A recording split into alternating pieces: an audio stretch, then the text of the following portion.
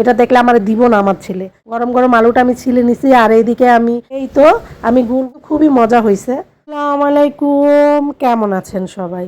আজকে সকাল সকাল চিন্তা করতেছি যে আজকে ঘরটা একবার স্পেশালভাবে সাফ করব। উপরে নিজের যত মাকড়ের জ্বালা আছে সব কিছু। তো যেই কথা সেই কাজ, আমি একটা শলার ঝাড়ু নিয়ে নিছি, একদম বাইরে টাইরে সব কিছু আমি সাফ করলাম। সাফ করার পর রেগুলার কাম ঘর মোছা, প্লেট বাটি ধোয়া, কাপড় পরিষ্কার করা সব করে ভাই হালকা পাতলা রান্না করে শুয়েছিলাম। তো বিকেলে খুব সুন্দর ঝিরিঝিরি বৃষ্টি হইতেছিল। তো ছেলে যা বললো যে আম্মু কিছু নাস্তা বানাও। তো নিজেই মুরগির মাংসটা ভিজাই দিছিল, আর আমি উঠে যাইয়া দুইটা আলু কাইটা সিদ্ধ বসাই দিছি। আর মা ছেলে বসে পড়ছি সুন্দর মতো বৃষ্টি এনজয় করতেছি। তো এই ফাঁকে আলুটা সিদ্ধ হয়ে গেছে আমার। তো আমি আলুটা এত গরম ছিল, তারপর গরম গরমে আমি এটাকে সুন্দর করে একবারে চোলাটা সিলাই নিছি। তো এইভাবে করলে না আলুটা আমার থেকে ভালো লাগে। আমি চাইলে বটিতেও কাটতে পারতাম, তখন টাইম বাঁচাইতে যাইয়া এখন একটু বেশি টাইম লেগে যেতেছে আমার আলু সিলতে।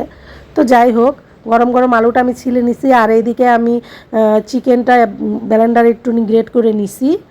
মানে আমার ব্লেন্ডারটা তো নষ্ট, এর চেয়ে বেশি মিহি হয় নাই, জাস্ট এরকমই হয়েছে। তো এর মধ্যে আমি দিয়ে দিছি একটুখানি মরিচ ফাঁকি, লবণ আর একটুখানি টেস্টিং সল্ট। আর কোনো কিছুই দেই নাই, কারণ আর কোনো কিছু এই খাবার বানানোর যে উপকরণগুলো সেগুলো আমার ঘরে ছিল না।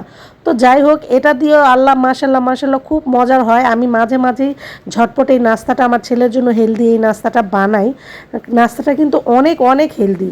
তারপরে আপনারা শেপ দেখা মনে করেন না এটা মোমোজ, এটা অবশ্যই মোমোজ না। মোমোজ ট্রেডিশনাল মোমোজ বানানোর টেকনিক আলাদা, কিন্তু এটা ওই রকমেরই একটা কিছু, কিন্তু খাইতে এটা অসম্ভব স্বাদ। এই ফাঁকে আমি আটা নিয়ে নিলাম, আর গরম পানি দিয়ে কিন্তু আমি আটাটা গুলাই করে নিছি। তো ছোট ছোট আমি বল, মানে তারা জলদি 10-15 মিনিটের নাস্তা যদি বানাতে হয় এবং হেলদি কিছু যদি বানাতে হয়, তাহলে এই নাস্তাটা বানায় আপনারা দেখতে পারেন। আশা করি নিরাশ হবেন না, খুবই ভালো হবে, আর প্রশংসাও পাবেন মাশাল্লাহ ভালোই। তো এই তো আমি গোল ছোট ছোট করে লেচি কেটে নিছি। বাইরে কিন্তু বাতাস হইতেছে ভয়েস ওভার করার সময়, তারপরে তার আওয়াজ থাকবে আমি জানি। তো এদিকে আমি সুন্দর করে স্ট্রেনারটার মধ্যে, যেটার মধ্যে আমি স্টিম করব, তেল মাখাই নিলাম। আর এই তো হাত দিয়ে একদম সহজ আর একদম কম উপকরণে এই নাস্তাটা একদম মজার একটা নাস্তা হয়ে যায়। তো এই তো আমি সুন্দর করে এটাকে মোদকের একটা শেপ দিয়ে নিতেছি, একটু পাতলা করে আমি এটাকে করে নিছি। কিন্তু এটা কিন্তু আমি মোমোজের মতো রুটি বানাই নাই, খেয়াল করেন। এইভাবে এটা আমি একটা খাবার চ্যানেল থেকে আইডিয়াটা নিছিলাম অনেক বছর আগে, কিন্তু খাবারটা খেতে কিন্তু খুবই মজা হয়েছে। তো এদিকে আমি স্ট্রেনার দিয়ে এটাকে বসাই দিছি। এখন এটার 2 কারার জন্য এটা ফিট করতে আমার একটু কষ্ট হয়েছে। তো এভাবে আমি ঢাইকে এটাকে 15 মিনিট রেখে দিছি।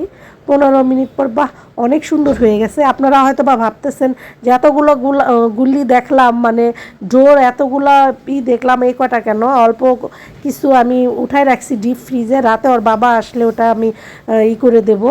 তো এই তো গরম গরম আমি এটা উঠাই নিছি, আর 2টা আমি সাইড করে রাখছি, আমি পরে খাবো। এটা দেখলে আমার দিব না আমার ছেলে। তো এই আমার ছোট্ট একটা ব্লগ ছিল। ব্লগটা যদি ভালো লাগে শেয়ার করে অন্যকে দেখার সুযোগ করে দিন।